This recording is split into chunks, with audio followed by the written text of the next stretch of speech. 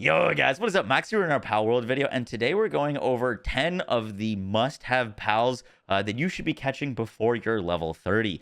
Now, I'm going to be making two videos, one that's kind of like early mid-game, which is this video, and another one which is going to be end-game, which is 30 and higher. But I kind of just want to talk about the pals that I don't think I could live without, that are either always on my base or always in my inventory, that are just really strong. We're going to be talking about what these pals are and where you should catch them.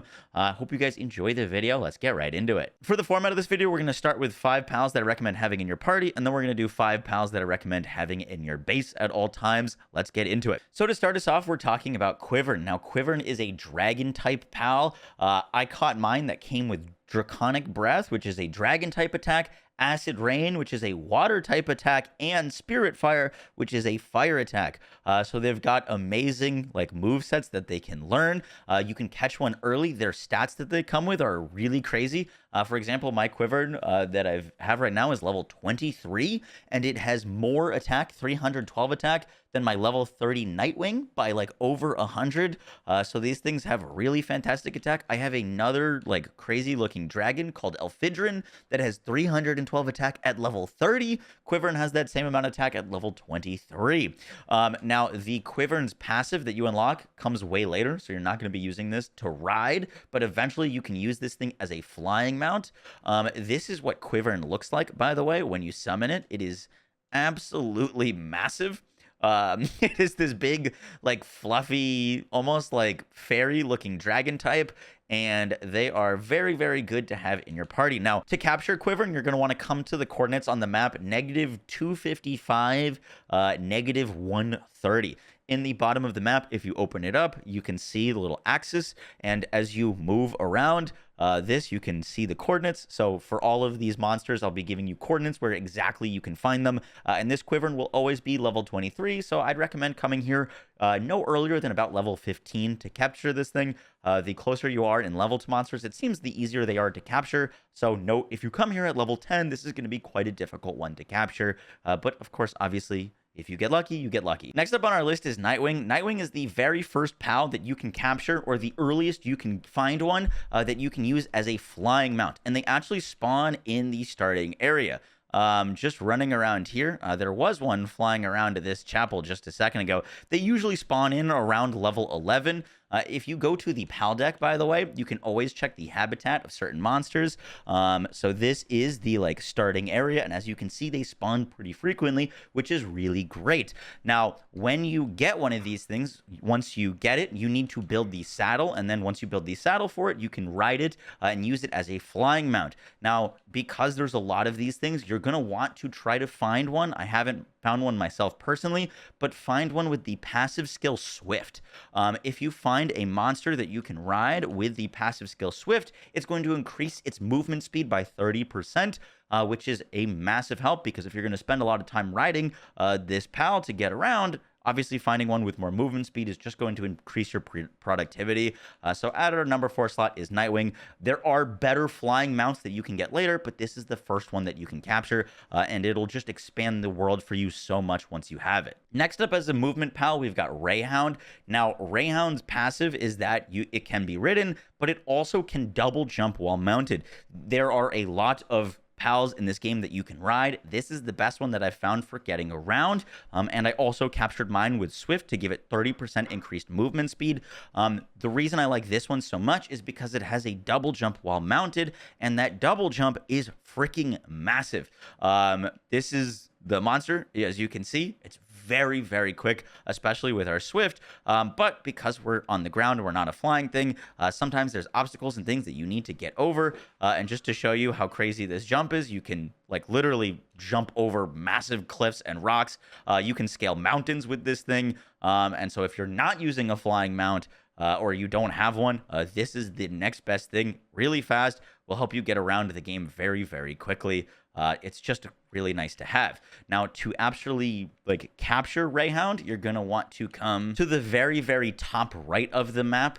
The coordinates for that are going to be around 542, 335 is an area where I found all of them. Note that this is a higher level area. The Rayhounds that I caught were around level like 28. So these are like right on the edge of kind of exceeding this video, but they're really, really great to have. If you don't have one of those yet, the next best thing in terms of like a mount that you can ride is going to be these direwolves. These direwolves are second best in my opinion. They come with the passive that they can be ridden faster than most mounts. So if you can get one with Swift, then you're gonna be going even faster, but they can't do the big double jump, so you can get stuck and not be able to traverse things very well.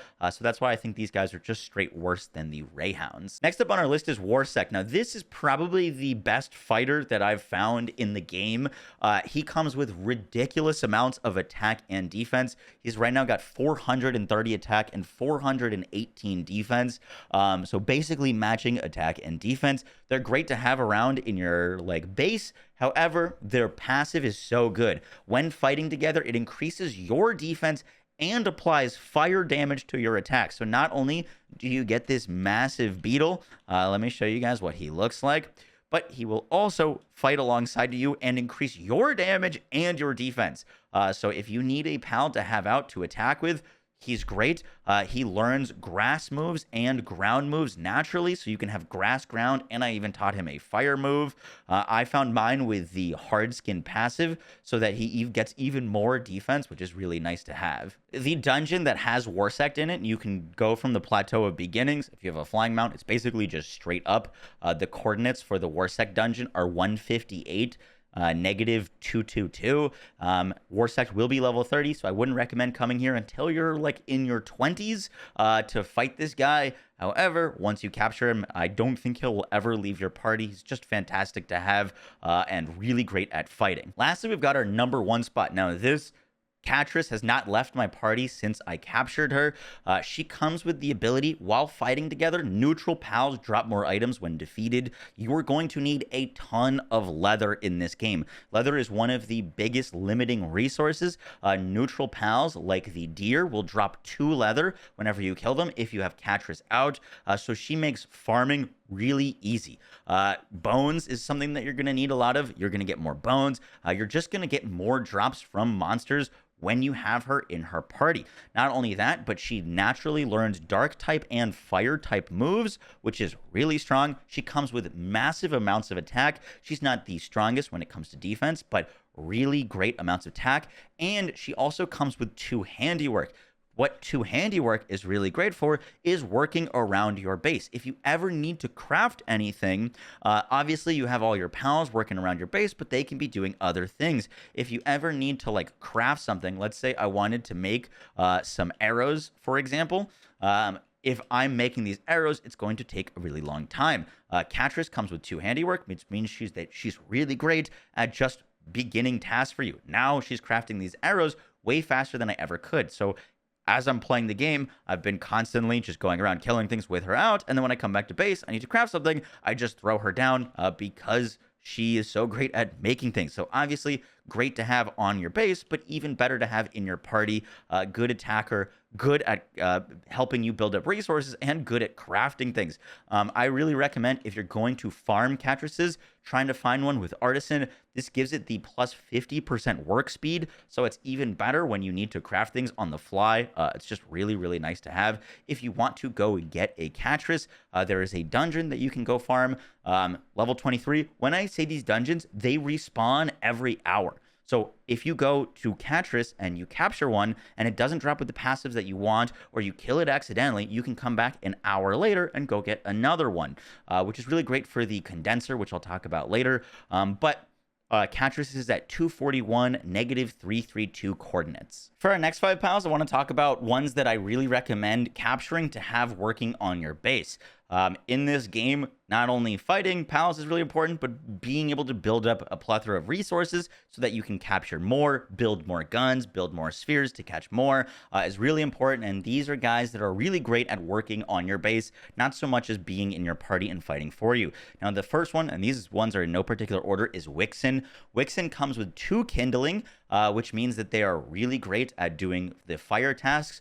You need fire guys on your base to meld ore into ingots, and that's really important for some of the later crafting. They also come with 3 handiwork, so they're great at building anything around the base and anything that is needing to be moved around the base, like if there's loose materials or people are breaking down trees or wood, they will pick that up and carry it for you. So these guys are kind of all-stars when it comes to the base. We've tested a ton of different fire guys, and these have just been the best when it comes to being like fulfilling that fire role. Now to absolutely like go and catch the Wixens, I found the highest concentration of them in this like lava crack that you can find in the map. They live by these hot areas. This is gonna be around the like 360 mark on the map, 360 10-ish. Go around this lava area and you should be able to capture quite a few. I recommend capturing multiple of these guys as you're going to want them in spades to work on your base. Next up, we've got Panking. Now, Panking is great just to have in your party. His passive is while fighting together, fire pals drop more items when defeated, which is really nice to have, especially for farming leather and fire organs. And he comes as a water ice type, so he's got great movesets, but his work suitability is crazy. He's got 2 watering, 2 handiwork, 2 mining, 2 cooling, and 2 transporting.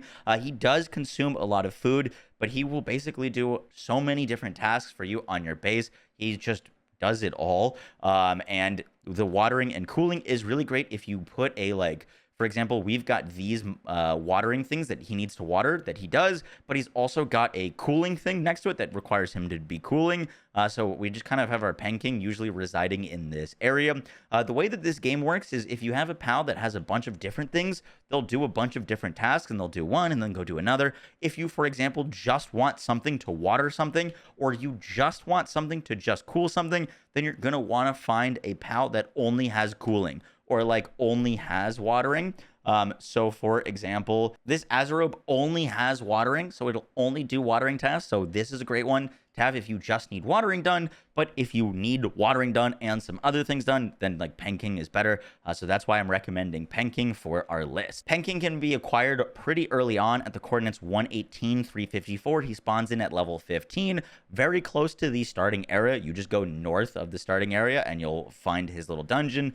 Great one to catch early for water type and also for farming and for having on your base. Next up, we've got Digto. Now, Digto is just the best mining guy that we've found, and he comes with the partner skill. When activated, performs shell spin, following the player while spinning, and mines ores efficiently. There isn't a better miner that we found. This is Digto. This is a rock. I want to mine it. I'll throw Digto near the rock, and he will just spin and break it down into tons and tons of different parts, basically until it's all gone. So you can, if you've got rocks or ores near your base, even if he's assigned to the base, or if you want to bring him out and just throw him at nearby ores, I'm gonna like walk over this, probably get way too encumbered. Yeah, I can't even move anymore. But just to give you an example, he like basically instantly is dropping tons and tons of ore. I'm going to drop that for now, but he's really, really great to have. He's kind of more of a like sole function of just mining. Digtoys can be best acquired at the coordinates -167, -73. On this beach, you'll just find him walking around, pretty easy to capture. And great to have for all of the mining. Mining isn't as important when you're starting out, but once you get some of the later crafting things where you start needing metal ore, he becomes an absolutely essential person to have. And our very last must-have to have working on your base is Masanda. Masanda comes with 2 planting, 2 handiwork, 2 lumbering, and 3 transporting. This means that they will be doing all of the planting and lumbering around your base and making tons of wood for you, and then transporting all of that wood for you. Having a few of these in your base will give you all of the wood that you could ever possibly need. They're really, really great at that. Warsect is also really great at like lumbering. However, I usually have Warsect in my party, but Masanda is great all around, and they're relatively easy to capture, and they're passive. Once you do capture one, if you wanted, you can ride them and shoot a grenade launcher while you're on their shoulders. So just a great all around, but even better on the base, in my opinion, as the grenade launcher doesn't do a ton of damage, but it does crowd control things. To capture Masanda, you're going to want to come to the coordinates 137, -119, around this forest area up here. is where you will find a lot of them. I also took a fire type to just farm and kill a bunch of them, as they give a ton of XP for killing, and that is where you're going to find them. Guys, that is going to do it for the video. I hope you enjoyed. Let me know if you want to see part 2 for like the must-have monsters for end game / late game, as I'm currently level 30 and I plan to be capturing some of the higher end and like legendary pals now. But I hope you guys enjoyed the video. Let me know if it was helpful, and I'll catch you on the next one. Take care. Peace.